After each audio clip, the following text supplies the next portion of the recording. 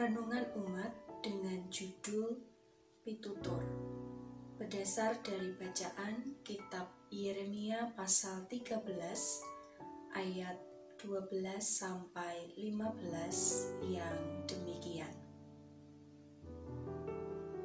Katakanlah kepada mereka firman ini. Beginilah firman Tuhan Allah Israel. Setiap buyung harus dipenuhi dengan anggur.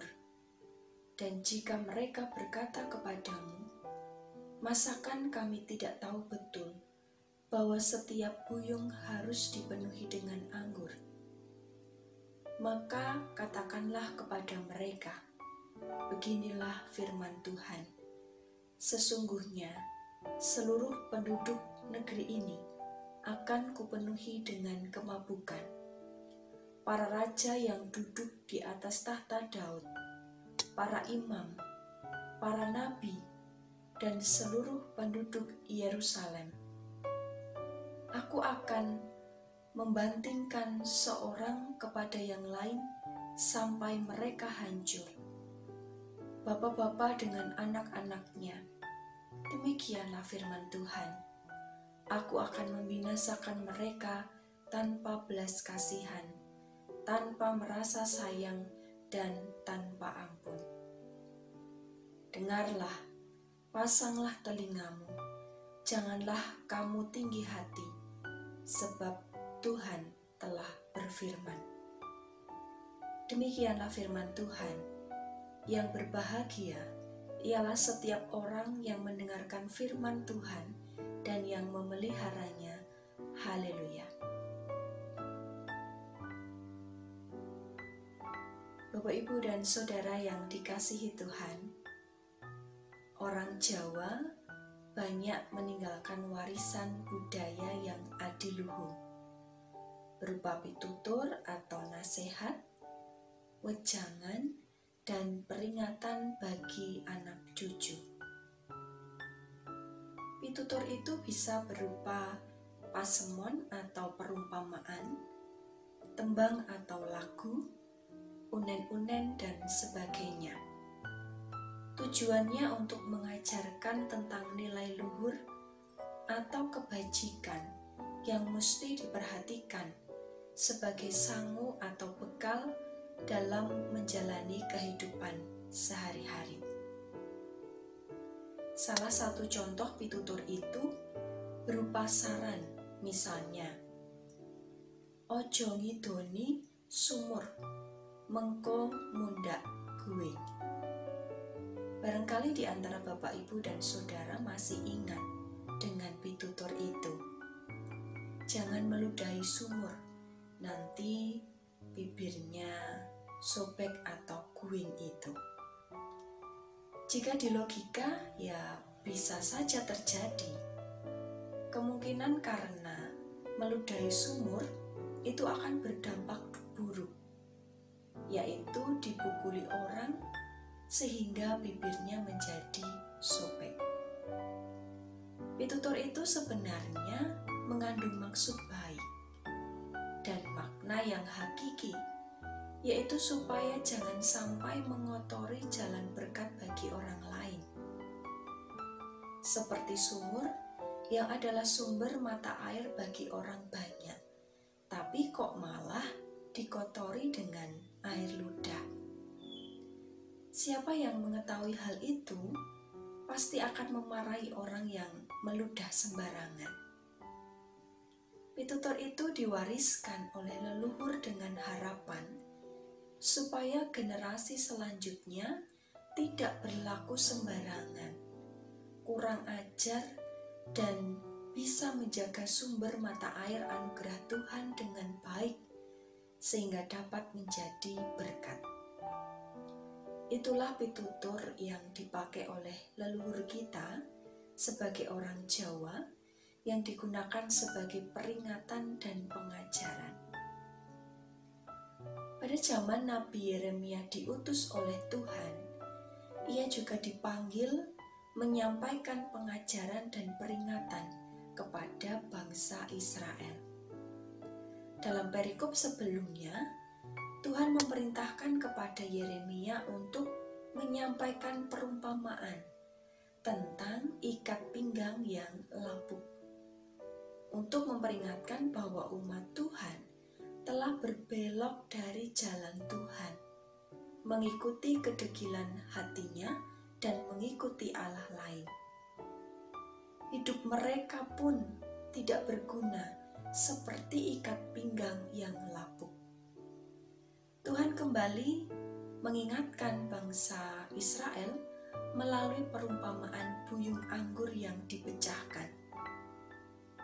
Dalam perumpamaan itu terkandung maksud bahwa orang yang terlalu banyak minum anggur akan mabuk, berjalan sempoyongan, dan tidak dapat berpikir jernih. Seperti orang Yehuda dan Yerusalem telah dimabukkan oleh ketidaksetiaan kepada Tuhan. Mereka tidak dapat berpikir jernih, hanya menuruti kehendaknya sendiri. Dalam hal ini, Yeremia menyampaikan peringatan kepada umat yang tidak setia itu, bahwa Tuhan akan menghancurkannya seperti buyung anggur yang dibenturkan satu sama lain, jika mereka tidak kembali kepada Tuhan dan mengakui dosa-dosa mereka. Itu berarti Tuhan masih tetap memberikan kasih-Nya kepada bangsa Israel dengan jalan mengingatkan mereka melalui Nabi Yeremia. Tuhan masih tetap menyayangi bangsa itu.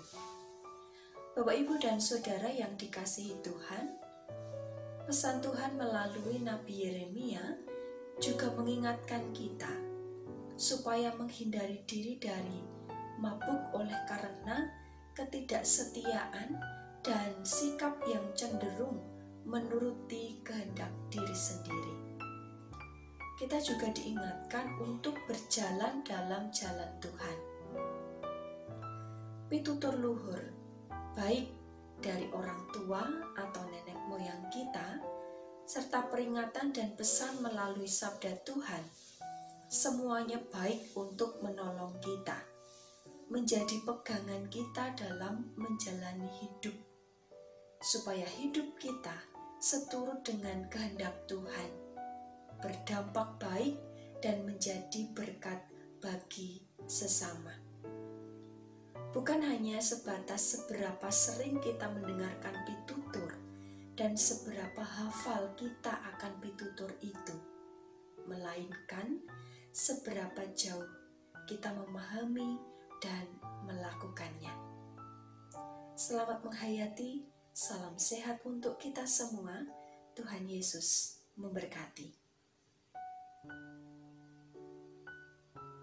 Mari kita berdoa. Segala puji, hormat, dan syukur kami naikkan kehadirat-Mu ya Allah yang Maha Kasih. Kami mengucap syukur atas waktu dan kesempatan bagi kami untuk menghayati sabda-Mu. Mampukanlah kami untuk memahami dan melakukannya dalam kehidupan kami sehari-hari. Sabda-Mu yang menjadi penuntun, penghibur, kekuatan bagi langkah kami.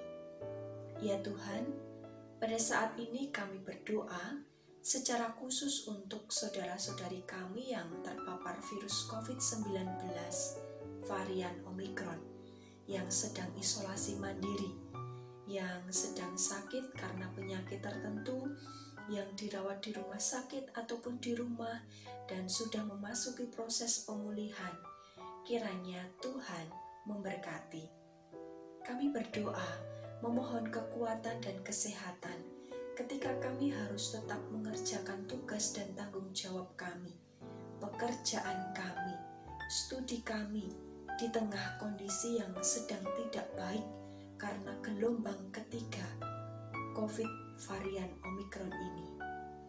Mampukan kami supaya kami dapat menaati protokol kesehatan. Kiranya Tuhan memberkati bangsa dan negara serta para pemerintah, Satgas COVID dan semua jajarannya.